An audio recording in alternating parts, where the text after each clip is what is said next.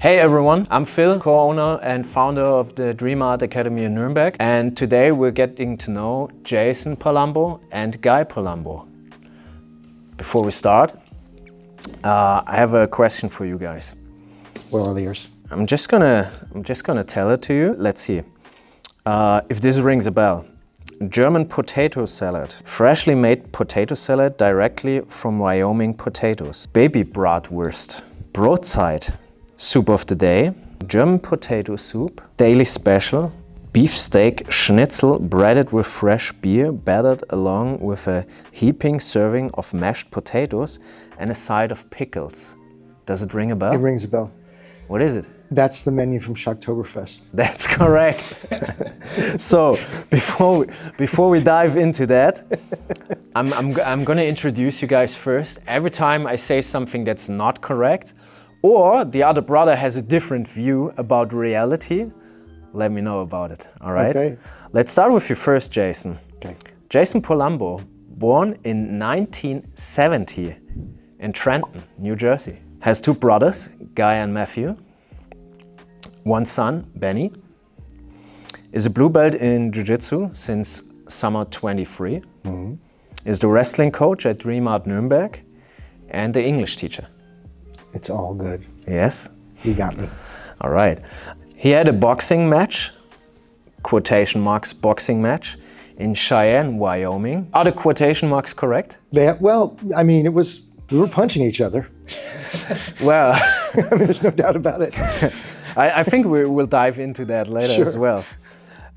Jason and his wife participated in the German TV show Goodbye Germany. Indeed, we did. And they moved to Wyoming and came back soon later and bought a house in Burgtan. You're a little off. The house was bought prior to us moving. All right. Yeah, but Good. if you know, we're not nitpicking. As we teased before, Jason owned a disco/bar in Wyoming. Shocktoberfest was the name. Indeed. With the umlauts in the wrong spot. He owned many, but that was Many bars? Yeah. That was Several bars. I only know about this there's a one. long history of him. I'm a bar guy. But like I'm a bar the most recent one he owned was Shocktoberfest. But before that, there was the Ice House, the Parlor, and probably other things. Cowboy Saloon. Wild Wild Willie's. Bosler School of the Mines. Basler was not legal, but Is it true that Afro Man had a Afro Man played twice. last time in 2016? Is that correct? Yeah. And he was good.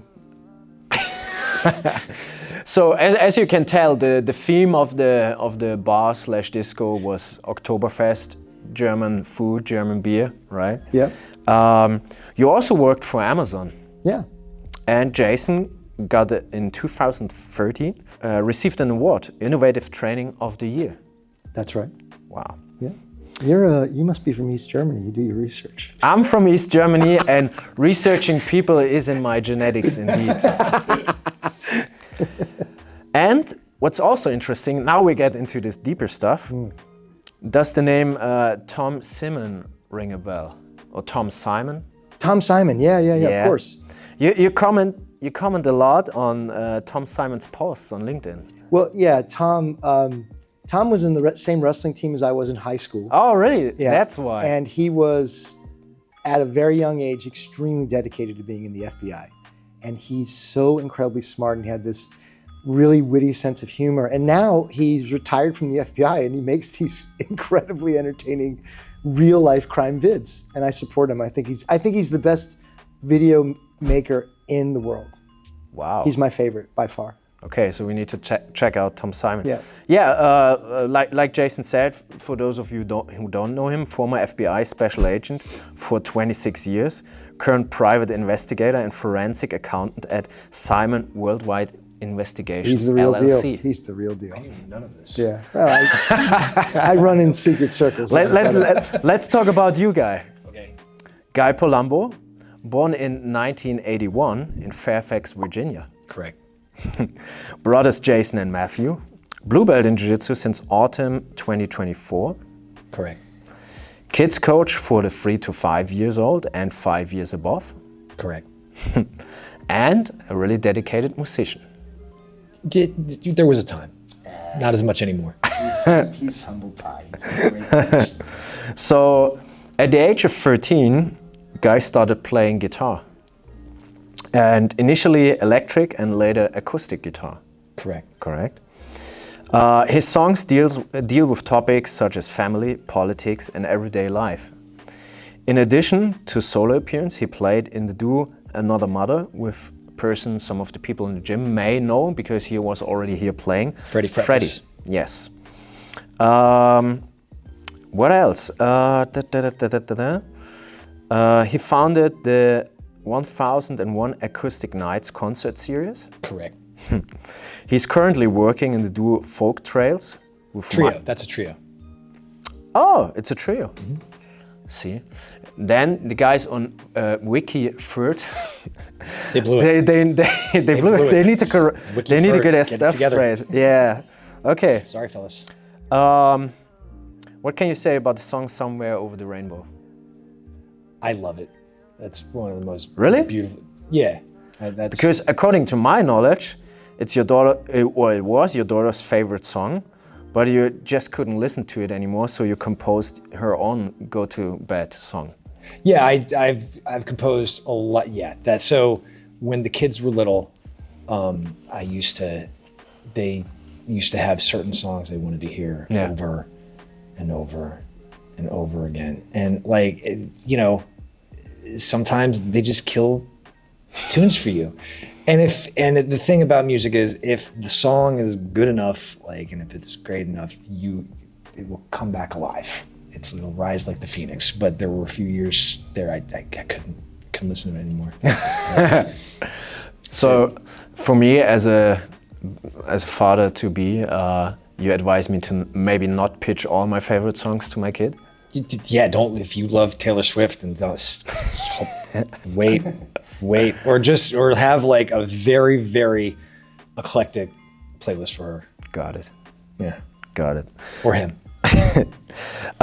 One interesting fact: your namesake worked in the Senate in Washington, and also at Amazon. Is that a Palumbo thing to work at Amazon? No, not a fact at all. That's not my namesake. Yeah, there's a Guy Palumbo. There are 4 Guy Palumbos. Oh, there are 4? There are 4. There's Guy that. Palumbo, who was a state senator in Washington, and then abruptly gave it up and became a lobbyist for Amazon, I think. There's another Guy Palumbo in LA who's an actor, and then there's a Guy Palumbo in New York City who owns GuyPalumbo.com. Wow. I see you. I see you. I know you own that. I'm waiting for you. I'm waiting for it to lapse. I'm waiting for you to slip so I can get my domain, son. Tell him why your name's Guy. My namesake is my grandfather, and his nickname was Guy. Mm-hmm. His real name was Guido. Hey, buongiorno.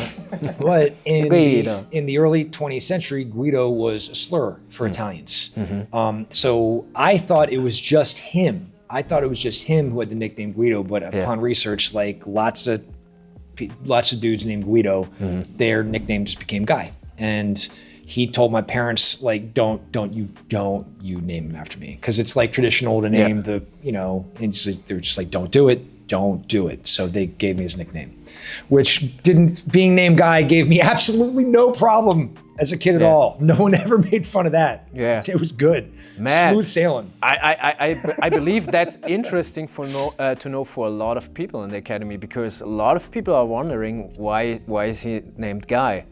And a lot of times when I make prayers for the training, I tell to people that are new, train with Guy, and they say, which guy? And I'm this guy. It's the only guy in here. People don't believe me, and Germans, a lot of Germans can't say that. They're like, Guy. Yeah, because of France, Germany is close to France, and Guy is kind of common there. Yeah. Well, Guy, but they get away with calling me Guy. I let them do it. Speaking of twisting your tongue a little bit, Guy likes to try his hand at twisting his tongue with German words, as seen on his TikTok. Oftentimes he asks the audience for tricky words, right? Sometimes, yeah. This is at the start of my TikTok journey, but yeah. What was the hardest? like you ever had to learn? Man, I can't. I probably only ever did it once. I blew most of them. There's like one. There's the Rhubarba Barbara, which before it became the meme in the song. Yeah. Like that's a whole thing. That was hard. Fisher Fritz, Fritz's Fishes, Fish, whatever the heck that one. That's a pretty tough one. Yeah. But yeah, there are a bunch. It's not easy. It's not easy. Jason, is there anyone that's hard for you? Oh, there's comes to mind. Tons of hard, but I don't dive into the hard words. I just love words. Yeah. So like my first favorite German word was Schmetterling. Schmetterling. And then I like Zeitgeist. Zeitgeist. And I never get it right, but the longest German word in There's the world. no English equivalent for Zeitgeist. We right? took it. Yeah. We just took like it. kindergarten. Yeah. Yeah. But I really like Donau Dampfschiff Knodel Bratwurst Koch or whatever it is. Yeah. It's the longest German word in the world. Yeah. No, I love language, and I like how German words build like almost like a sentence. Yeah. It's fun. For Germans, the hardest, or one of the hardest words to pronounce is squirrel. Squirrel is hard. Yeah. But also, you guys have a terrible time with. So like, when we teach numbers, because we both teach English, Yeah. I say, "What's this?" and I write 3 on the board, and they're like, Man. "Tree." I'm like, "No, it's not a fucking tree. Yeah. It's 3." Bro, if you travel abroad, you recognize Germans right away. When they try to speak English, "Survey is over there," stuff like this. Yes, what are you singing about? Coming back to Guy, you took part in the format Better Than TV, and yeah, That's just fancy. and you were described there as the following: many of his lyrics arise from strange moments in his life as a father and a husband. Guy's performances truly spread catchy tunes throughout Germany and Europe. With his open, humorous, and warm nature, he is also a true entertainer. That's a very nice description. Yeah, that's as good as you can get. I'll take it. Yeah. And you like to explore German kitchen a little bit here and there.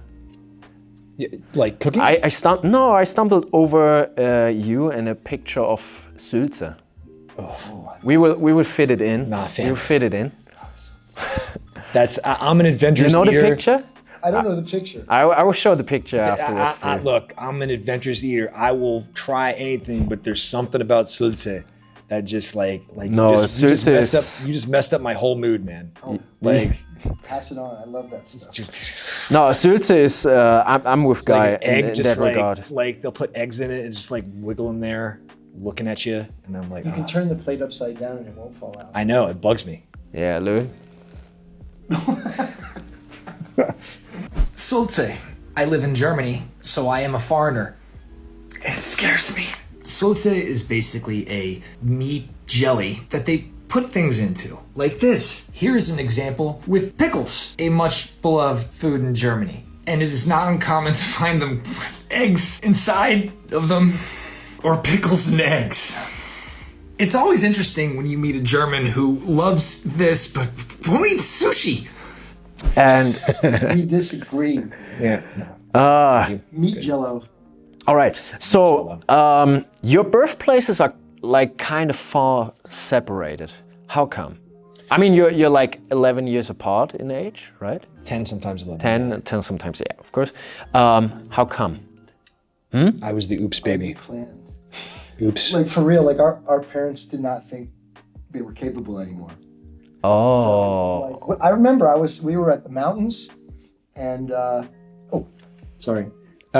folks didn't think that was possible. yeah.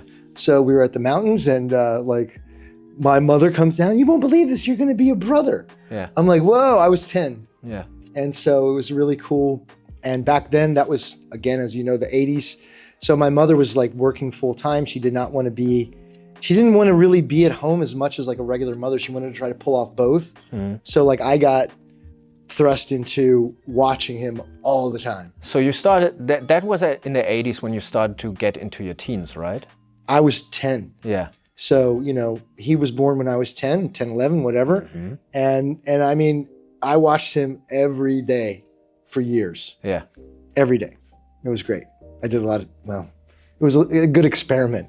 I mean, my folks, they give the chance for a 10-year-old to basically babysit 100% of the time. Maybe I could have done something. Did Jason encourage you to like aspire music or becoming a musician? Jason found my first guitar teacher.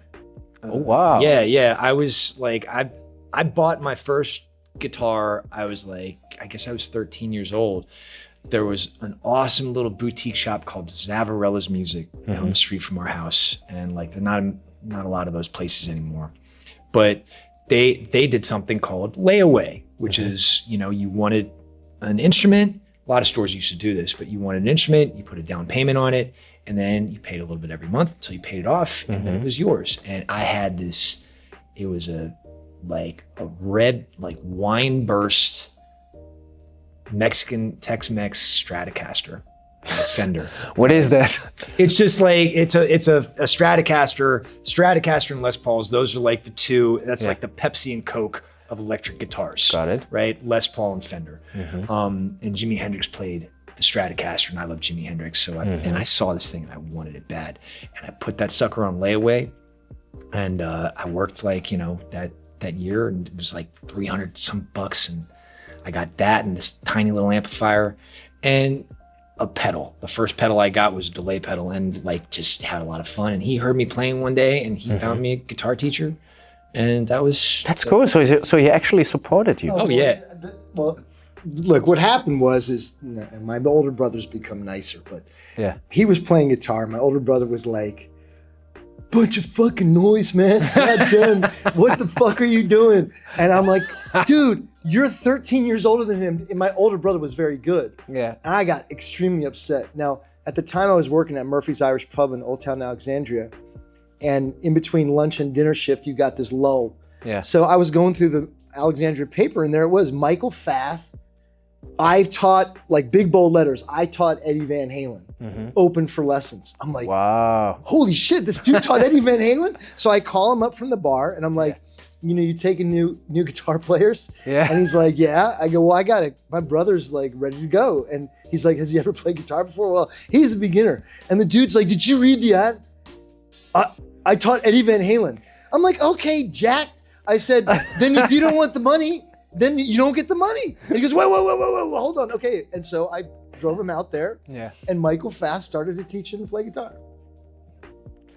So in this time within your childhood, being in the United States, your family came around quite long because you've been to Wyoming as well, right?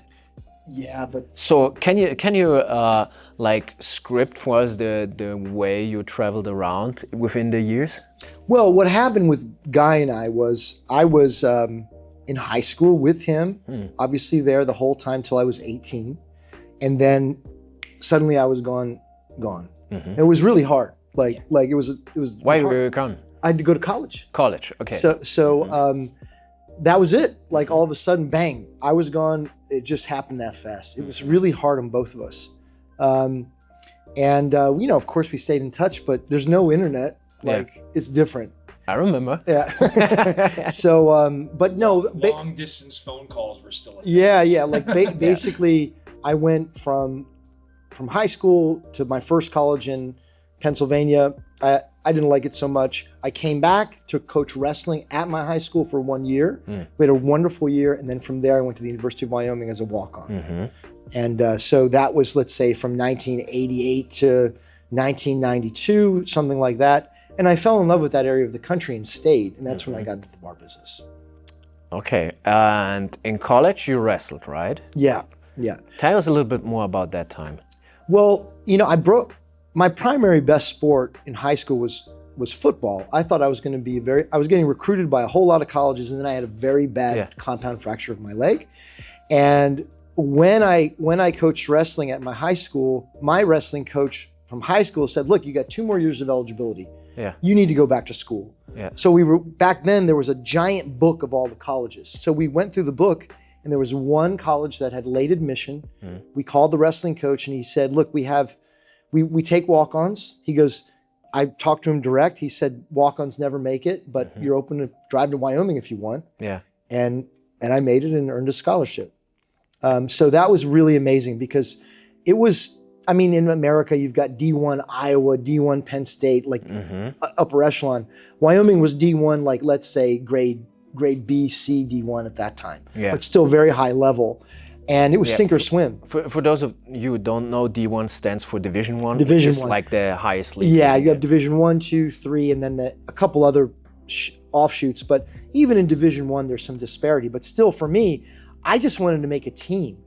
And it was just an amazing experience to get in there with some of these guys. You know, Reese Sandy was a 3-time All-American. He was my partner. Ryan Gibbon was an alternate in the alternate and then a starter on the Greco-Roman national team. He was my partner. So I went from doing nothing to being thrown in with these wolves. How many wrestlers are there usually in college in the United States?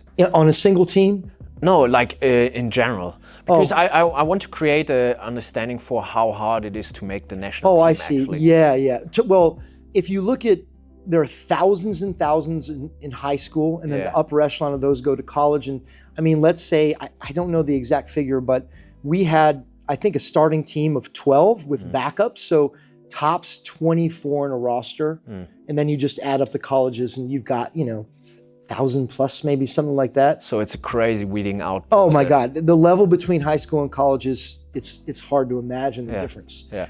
So I was just happy to make the team, and it was great. I mean, I had a couple flash in the fans. I guess my highlight, there was a guy named Les Gutchess who did represent us. He beat me badly, but he hadn't given up a takedown in I think 2 years. Yeah. And I took him down in front of his home crowd. It was sold out, and and there was this death silence.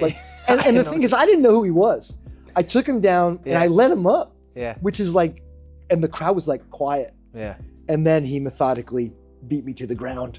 But it was still a great experience to do that. And how was training back then compared to now? Like, I mean, of course, wrestling, jiu-jitsu is different, I know, but talking about methodologies, training volume, intensity, stuff like this.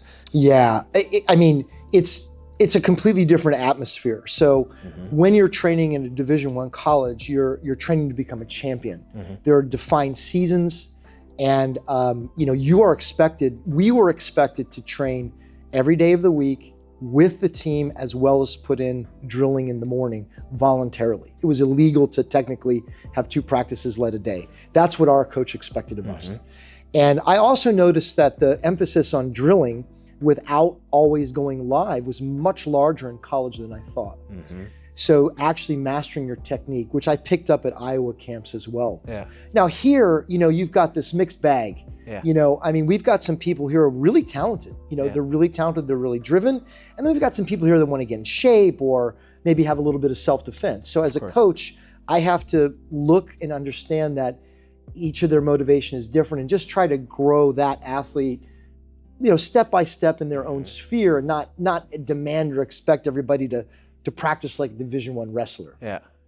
Would you say that drilling a certain set of moves so intensively is part of like wrestling focusing only on or mostly, not only, that's wrong, mostly on the stand-up part and not having all these aspects on the ground? No, what will happen in college wrestling is you'll have a heavy, at least with us, we had a heavier emphasis on takedowns, but if you neglect top and you neglect bottom, then you are really going to be in big trouble. So there was good balance there. What I find the main difference in drilling between so far in the gyms I've been in jiu-jitsu versus wrestling is it's like, we call what we do in jiu-jitsu learning. Okay, that's what a wrestler calls it. Like what we did today was learning. Drilling means what you taught today, we do at a higher pace, let's say 50 times in a row at speed. So you're getting winded and you're understanding that this is the pace. So we're in wrestling, a lot of times you come in, your coach knows your core, what you're good at, and you drill that and branch off from there. So I see a lot of gaps in jiu-jitsu gyms where that middle ground, you're either learning or you go straight to live rounds. Yeah. interesting. So while Jason was in college wrestling and later getting into the bar business, And riding bulls. what were you up to? Riding bulls? Yeah. Like real bulls? Yeah. All right, let's dabble into that later. What were you up to? Wait. Fun fact.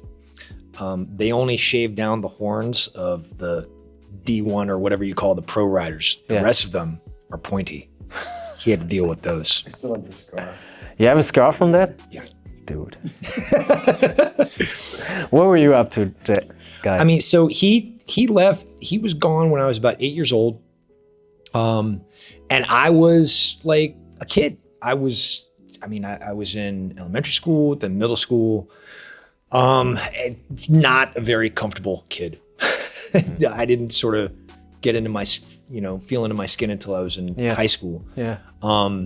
But yeah, I mean, grade school, middle school, got into high school. He came back for a little while, like to coach, in between, when he was at Blair Academy and I think F&M, or I can't remember the timeline exactly, but he was there for a little while, working for the Postmaster General, right? So that was cool to have him back around. That's where we met his best friend, who would become eventually my godfather, a guy named Gino, who's also the reason why I do jiu-jitsu. How come? Well, Gino, after he finished studying at Rutgers University, which is a university in New Jersey, he went to New York. And, he was talking to us and he was like, yeah, he's like the most quiet, humble, kind dude you've ever met. Like he's soft-spoken, not an aggressive on his body. And he starts talking about it. He's like, yeah, man, I'm doing this thing. It's called Brazilian Jiu-Jitsu at, this little known academy called Renzo's, right? And he started doing this in like 1990, 1991. And he kept doing it and kept talking about it. And like the seed was planted in my head and I'd been thinking about it since then. And, that after like Corona happened and we were all stuck indoors and I was going like, that was just like a challenging time and I wasn't feeling so good. And I really wanted to make a change. And I called the number, I talked to you and, came in here and the rest was history. All right, but we skipped a couple of years now. I want to come back on your time when you were younger. Yeah. Because everyone agrees on that. Like, you just have a hand with kids. Like, it's so easy for you and to handle a lot of kids in training. So is this something that comes natural for you, or thinking back on your childhood, was there something that made you more empathic to kids? I just never grew up. Men grow old, they don't grow up. I don't know. My first experience was with, I think, working with little kids was some community service that I had to do because I got arrested in Ocean City, Maryland during what's called Beach Week. All right. Yeah. I don't know if I want to tell you the charges, but the Ocean City, Maryland is where a bunch of kids from our place go during when you're seniors, and you go there for a week and have some fun. And I went there with some friends. Like a spring break? Yeah. But it's not in the spring. It's, I can't remember exactly what time, but went for a week with my friends. First night there was on the boardwalk. And these cops were on their bicycles. It's like a dry county. And there was this guy there named Brian Perunti. And he was really big into Kung Fu and he had these nunchucks. And I was like, those are really cool. I was like, can I play with them?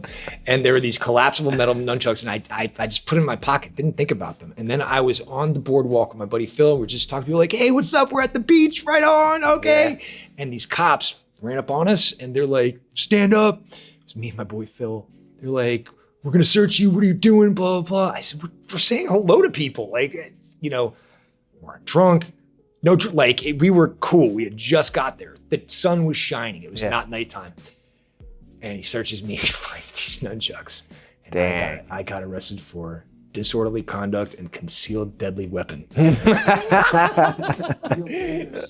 And he's like, what are these? What are you going to do with these? I was like, they're my friends. He's like, whatever, man. Yeah. So I get locked up. I'm like, great. I had to sleep there that night, talk to the sheriff in the morning. He's like, so why are you here? I told him. He's like, get out of here. And he let me off my own recognizance, but I ended up having to do community service at an orphanage. And it was nice. Like, the little ones are nice. It was a lot of fun to play with them. And then nothing in college until I graduated, and I worked for my first year out of college at a place called Webster Elementary as what's called a behavioral health worker, which was sort of like a mixture of a teacher, a counselor, and a bouncer. Bouncer. Yeah. So we had the school system in America is not great, and it's different from city to city you go to. And there are kids who have a wide array of issues, anywhere from ADHD to bipolar to conduct disorder.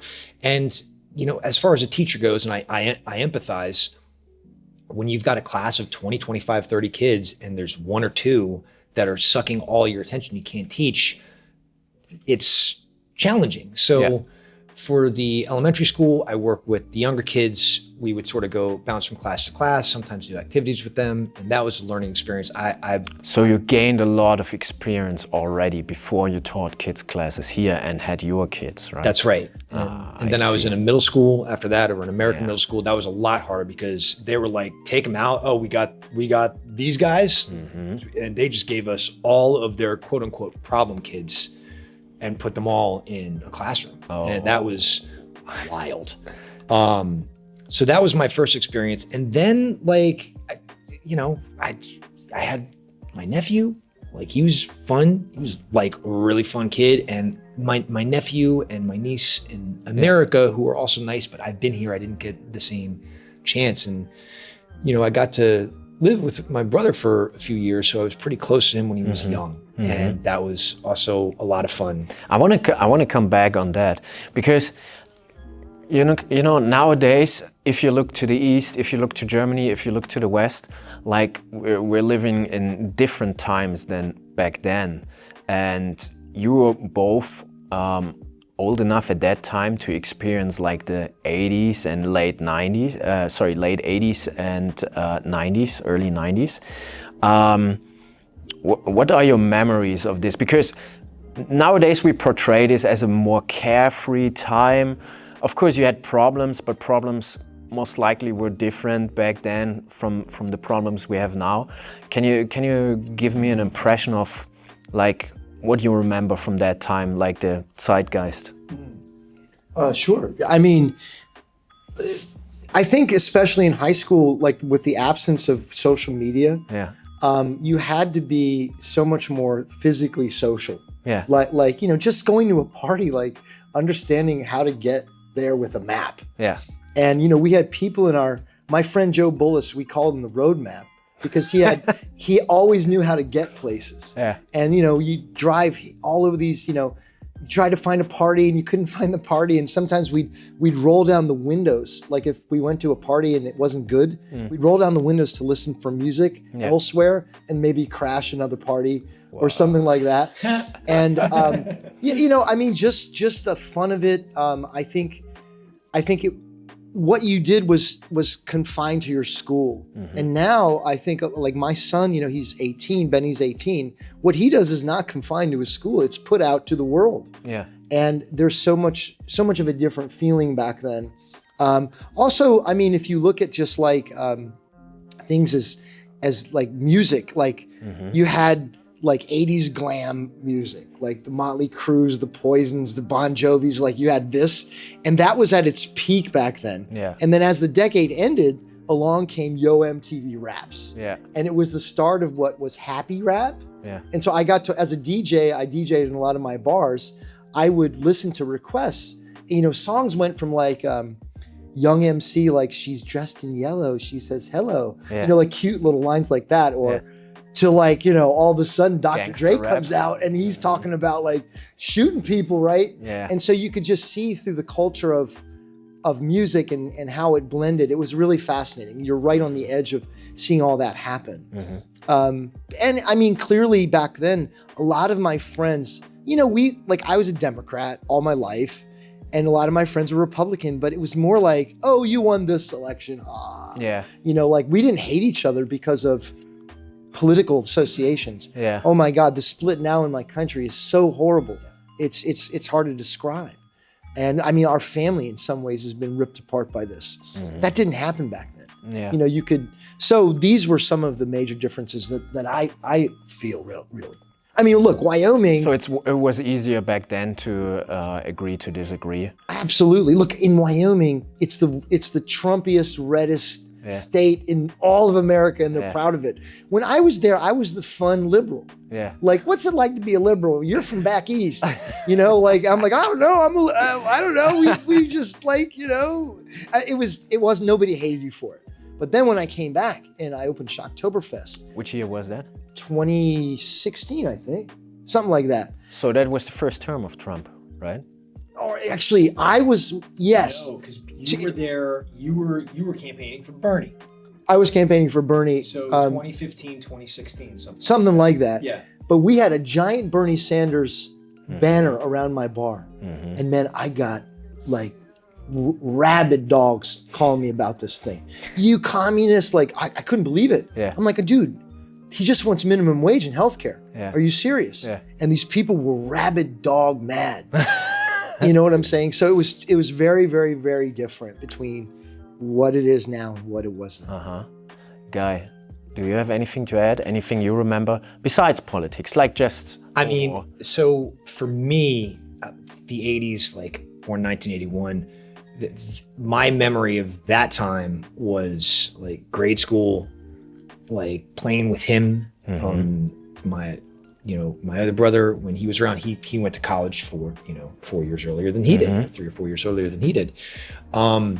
So like, but the music of the 80s, it's so interesting right now to hear music production. Like I listen to music, but I also listen to it from a production perspective. And if you think about music like a painter's palette, the sounds that they're using now, it's all getting pulled out of the 80s. So it's very interesting. Yeah. I'm musically now reminds me a lot of the 80s. But then the 90s, when I start to become, when I turned 10, like 11, 12 years old, the Chronic changed everything. And as a white kid from the suburbs, of course, Talking about the Dr. Dre hip-hop. album, right? Yeah. Right. For those of people you don't know, it's a Dr. Dre album. It changed everything. Like It's that. the album. That really changed stuff. But I like that. I was more into Tribe Called Quest, De La Soul, sort of that More chill. area. That was more chill, basically. Yeah, but like at the same time, Wu-Tang Clan was happening, Biggie, Tupac. This was like just the backdrop, and when we talk about Zeitgeist, like that's sort of just there, and it was a pivotal time because that went from. I feel like the emergence of hip hop culturally changed not just America but the world, because this a genre that was marginalized and talked trash about and decried as dangerous is now mainstream. There's not a country in the world like Japan. They rap in Japan. They rap in Korea. Yeah. Like the production techniques that hip hop use is in country. So like, this is a little bit off the topic of your question, but that was sort of in the backdrop of my mind. Rollerblading, did a lot of that when I was in middle school. Coming back to music. Yeah. So you basically say you could feel a lot of things changing in music, like innovation happening and stuff like this. Is that something you miss nowadays? I mean, sometimes if change is happening, they happen, or if changes happen, they happen so slow that you not always recognize it. But do you feel there's a lack of drive nowadays? Or I think music's better than it's ever been. yeah? Yeah. Interesting. Yeah. Because a lot of people tend to complain like, oh, music used to be better back then. Yeah, they're full of shit. Like it's. I mean, I'm sorry. Like it's the YouTube and the internet have allowed people who live in a tiny village in the middle of China to listen to guys like, you know, I run in an interesting crew of acoustic guitarists, but guys like John Gum and Thomas Labe, and take the acoustic guitar to a level it's never been. You got guys like Jacob Collier, all right, who also YouTube gave him a way to put out these crazy production ideas that he did. And Quincy Jones, who, you know, in my opinion is probably the greatest, if not top 3 greatest American musicians of all time, right? Saw him, took him under his wing, and now Jacob Collier is doing Jacob Collier stuff. It's, you know, it never ceases to amaze me what. So there are more ways to get exposure nowadays, and not things just that are exposure. innovative can rise above. Not just exposure, like to be creative. Like before, if you wanted to make music, you needed to save do you know how Prince made his first album? I don't know.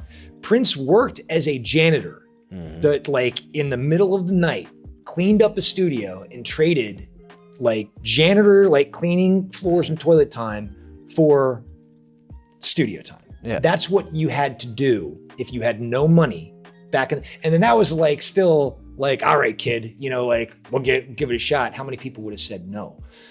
Now, if you have an iPhone, okay, you can make music. Like you can go very quickly from idea to record. Yeah. Like it's unbelievable. And I think that is for anything. I don't care if it's jujitsu, if it's art. I had my mentor, Steve Cope, painter, when I was in college. He told us, I would rather that you do 20 1-hour paintings, start to finish, than one 20-hour painting. Yeah. Because then you are getting not just in the habit of painting more, but going from start to finish, completion. So, you know, again, studio time is expensive, okay? Nobody could afford that, you know, or most people couldn't afford that. So the cost to entry is way down, number one. Number two, you have the ability, again, idea to existing, it's there, like it's there. So my nephew, he is like, he's making, yes, I'm biased, of course, but I can also, like, I also have ears, and I listen to his music to hype me up before matches. It's objectively good. And this kid, he's got the bug, he's got the fever. He bought a reasonably priced piece of software, and like a couple of little pieces of equipment, and he's been producing, how many tracks has he produced in the past 3 years? Jason, I don't know, but he's doing great. Yeah, Jason pitched me his music when we traveled to the tournaments. Let's go back in time. So Jason spent the 90s and 2000s with the bars, right? Pretty much, yeah. Pretty much. You were a graduating guy, right? I graduated in 1999. 1999? Yeah. And when did you came first to Germany, Jason? Late 2005. Late 2005, okay. Yeah. And you had, I hope we can say this, non-sanctioned MMA fights in your right? Yeah, we did. That's the quotation mark boxing fight you had, for example, right? No, the boxing, so I would do anything to promote my bars. Yeah. And we had a guy who came through Laramie named Kareem Ali, and he said to me, this is the boxing match now. I want to hold a fight. I heard you're a former wrestler here. Win, lose, or draw, you're gonna have a big crowd. Let's have a bout. So we were supposed to have it in my bar, and then I can't remember why we couldn't. I think he couldn't get a ring or something, and then we ended up having that in Cheyenne. Yeah. And I went up against a guy named, I think his name was Nighthorse, whatever his name was, Nighthorse. I could pull it up. But no, I mean, it was like we traded real blows. Like I know what it means to get hit, but I do believe that the guy took a knee in the second round. Oh. Like, I mean, I hit him good. Yeah. And I don't know if he, honest to God, I don't know what Kareem was doing. There was a good crowd there, but not that many people from Cheyenne watch a Laramie wrestler. If it had been Laramie, it would have been packed. And so, anyway, I'm not sure if that fight was legit or not. Like, I remember kind of like really, really grade Z, like when Muhammad Ali's asking Sonny Liston to get up, like they think Sonny Liston took a dive. He might have. But what you're talking about, the MMA bout, that was totally different. A guy named Chad Neal came to town, and he was trying to have the fight at any other place. He finally landed at my bar, the Cowboy Saloon. Yeah. And we knew we were going to have a big crowd for that. So we had the fight at the fairgrounds. And the guy's name he was from Arizona. He was a guy named Resin. And the fight started, and I was really, really doing very, very well. But what happened was I had no MMA experience. I had no BJJ experience. I got tired, and the guy was hanging in there. And I went in on a shot. He locked a guillotine on me, and I went the wrong way. And I just remember the world faded out. Yeah, and he beat me. That's what happens. He beat me in front of, there were a few hundred people there for sure. And that was when I got my first real lesson, BJJ or MMA or whatever lesson. Yeah. But that fight was legit. We were going at it. And I really enjoyed it. And the bar made a ton of money. Yeah. So it was a lose to win. And that was not the only one. You had several of the so-called smokers, right? There were some smokers. And then there was another tournament in Colorado that I entered where one of the Machado brothers were down there. One of the Machados was down there, and a guy caught me in an arm bar, and I was much stronger than I am now. Yeah. And I stood up and I looked at my friend, and I arched and I threw him over my head. Jesus. And and he hit his head and let go. Yeah. And then we went at it again. This was the finals. I won 2 matches to get to the finals, and then we ended up in a scramble. And God damn it, he got me in another arm bar. Damn. And I was holding him up. Yeah. And I looked at my friend again, and he was like, "Do it again." I didn't have the energy. Yeah. So I tapped and lost. But you can only lift people overhead so many times. Yeah. Right? But they were. I mean, it was like I kept thinking to myself, "I've got no experience, and it's going good." Yeah. So that was when the idea that the wrestling background clearly helps. It was, course. And I didn't quite know that. Yeah. You know what I mean? Yeah. But it was really fun. Yeah. So you went to Germany, then you went to the States back with your wife. But then you came back to Germany, right? Yeah. So the Goodbye Deutschland thing, you mean, right? Yeah. Yeah. So we actually. Is that an episode online somewhere? You can just type Goodbye Deutschland Palumbo, it'll come up. I have to check that out. Yeah. No, I mean, what happened with that was we first were living together in New Jersey, me and my wife. She missed her mother, and we wanted to have kids. So we tried to do in vitro in the US. It was like very, very expensive, and it didn't work. So we moved here, and it worked. The Erlangen, that's why Erlangen's one of my favorite cities. It worked very, very well, and it was 3,000 euro compared to 39,000 US dollars. So we did that, and we thought, let's give the U.S. a try, and I love cross culture. Yeah. So I thought that what would be fun is many Americans don't have passports, so why not bring more? Not necessarily the Oktoberfest feeling to them, but I like that little Kirchweih. Yeah. That's my thing. I love those more than Oktoberfest. So that's what Shocktoberfest was a daily Kirchweih. Yeah. And we opened that up, and my wife just didn't like it. All right. She just missed Germany. It was a tough place to live. Like I said, that's hard to imagine to miss Germany. But well, at least for me as a German. If you were there, I think you'd be split on how you would even feel. So we came back, and that was it. After that, I was like, I'm going to figure out a way to maybe fly back and forth, but not split the family anymore. Germany's our home now. And how did your brother end up in Germany now? Well, that was a funny story. I visited him in Philadelphia, I want to say in May. No, it was in June. And he lived, how many floors were you? 10? 10 floors? 12 floor, no elevator. Yeah. So I just, an elevator. but it didn't work. The elevator didn't work. So I visited him. Bryn Mawr Suites, baby. I just What's up? I just drove across Wyoming, and we get to the top, and we're at his balcony, and I'm hearing pop, pop, pop, pop, pop. I'm like, man, these people in Philly, they're getting ready for the 4th of July already.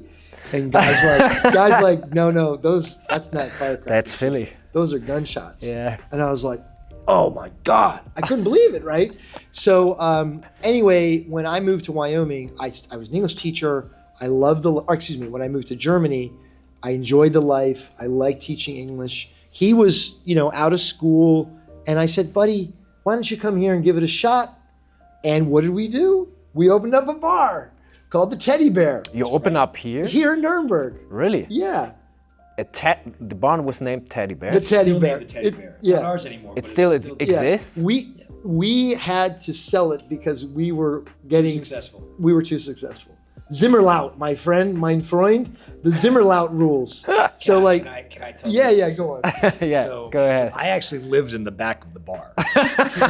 Okay, so this was, it was one of those things where like we had these neighbors above us, and it was, to us, it didn't make sense, because if you decide to open a bar downtown, and then if you decide to live downtown, then you clearly have decided you want the city experience. Yeah. Right? It goes along with the territory. Not in Germany. Deutschland. So here we are. We're in Nuremberg, Pagans and pagans. and we were like, I've worked in Rock'em Sock'em bars, so has he. We weren't a crazy bar, but like the neighbors above us, they wanted quiet. Like they wanted quiet at 10 o'clock, Jeez. and that sucked. And it was like just a little.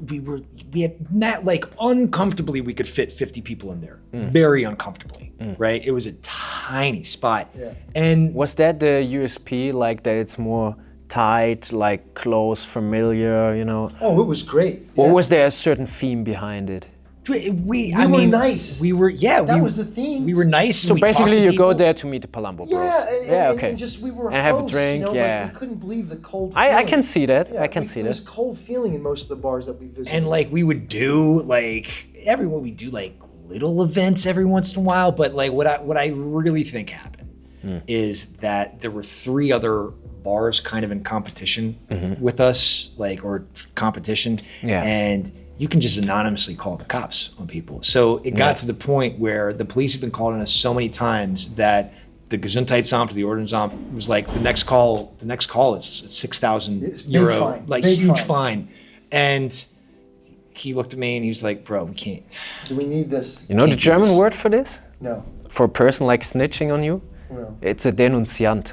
Denunciant. Yeah. Oh, never good heard new that. word. Yeah, thanks. No, but I mean, like, to give you an idea, and I was sweeping the floor at like 1 o'clock. The cops pulled up and they said, "That's it. You're getting the final fine. You're too Yeah. loud." I go, "Dude, we're not even open." It was the Brazilians who lived above us. They were having a party. Brazilians. Yeah. And so, but whoever just called the cops on us, I go, "Can you see we're being singled out?" And you know what? The strange thing, how this all world comes together, you know the names of those officers? No. Driftman and Stegman. Nah. No, just kidding. That wouldn't make sense. Wouldn't that be funny? Yeah. No, but that's when I knew. I told my brother, they're going to get us one way or the other. Let's Yeah. get out of this. Yeah. And we did. Makes sense. Yeah. Makes sense. Yeah, and then you said it already, Guy, you ended up here more or less, right? He's like, "Hey, what are you doing?" I'm like, "Working." He's like, "You want to work here?" And I said, "Sure." I finished school. I graduated in 2003 with a degree in fine art and philosophy. And, I was working at this school with these kids, which was a good experience, not just working with the kids, with the people that I got to work with, my bosses. But it had nothing to do with like really who I was. All of my friends, they were gone out of Philadelphia, and I was just kind of spinning my wheels. And I had a choice. Like I had interviewed for a job. It was like a logistics company, and the guy just flew. He shipped weird things like spools of wire. He's like, these are I need to find challenges. Solve these challenges to get these things A to B. He's like, how'd you do this? And he's like, look, man, I'll hire you. like for sure. He's like, but let me explain to you why I'm in this business. My dad passed, I inherited it, you know, and like you're 24, like you can do whatever you want. So he's like, so if you want the job, you got it. But he said, think on it. And like that week, Jason called me and was like, hey, you want to do this? I'm like, yeah, I want to do that. So, and I called the guy and I said, hey, thank you for the offer. I'm gonna go work at a bar with my brother in Germany. He's like, do it. He's like, good choice. He's like, peace. So that was that. And I came here with a suitcase, a backpack, and a guitar, and now I have more stuff than I can possibly throw away. It's ridiculous. 2 children. Nice. I have a question. Who of the two of you is the person who is more willing to decide fast? Me. Yeah. See, I just proved it. Just proved it. All right. So True. I have no idea. I want to play like a mini game with you. Like it's, I guess in English you would call it rapid fire question. Okay. So it's either or, right? So I ask you, cat or dog? Dog. There you go. So Jason goes Or first. cat. I like cats too. Jason goes first. I want both. So you have 5, like there are quite a lot. You have 5 skips, so you can skip 5 times. Okay. But you need to share those skips, right? So if one of you skips, like, You're out. yeah. So, You're out. all right. Okay. So you got the idea, right? Yeah. And you need to be fast. Okay. Let's go. Young or old? Old. Legs or chest? Legs. Boy or girl? Boy. Girl. Sorry. Boy. Girl. Okay. you need to answer in a way that we can hear both. Oh, like, okay. but not speaking over each other. Let's have Jason go first, and Okay. then we can continue. Big city or small town? Small town. Oh, I thought you just run him through it. No. Go ahead. Like, just wait for him to finish, and then you shoot your answer. Big city or small town? Big city. Big city or urban metropolis? Big city. Big city. Wine or beer? Beer. Beer. Miller or Coors? Fuck them both. Skip. Jesus. First skip, all right. Oettinger or Miller? Ertinger. Oettinger or Miller? Oettinger's that shit beer, right? Is that bad beer? That's what a lot of I people don't know say. what Muller is. Miller. Miller. Miller. Oh. Miller's. Oh, like is it Miller- Miller beer, American beer. Yeah, American beer. Oettinger. Oettinger, okay. Miller or Hofbräu? Hofbräu. Boy. Hofbräu or Augustiner? Augustina. Shit Munich beers. Augustiner. On time or not on time? Not on time. Skip. Second skip. Centimeters or inches? Inches. Meter or yard? Yard. Meter. Celsius or Fahrenheit? Fahrenheit. I don't know anymore.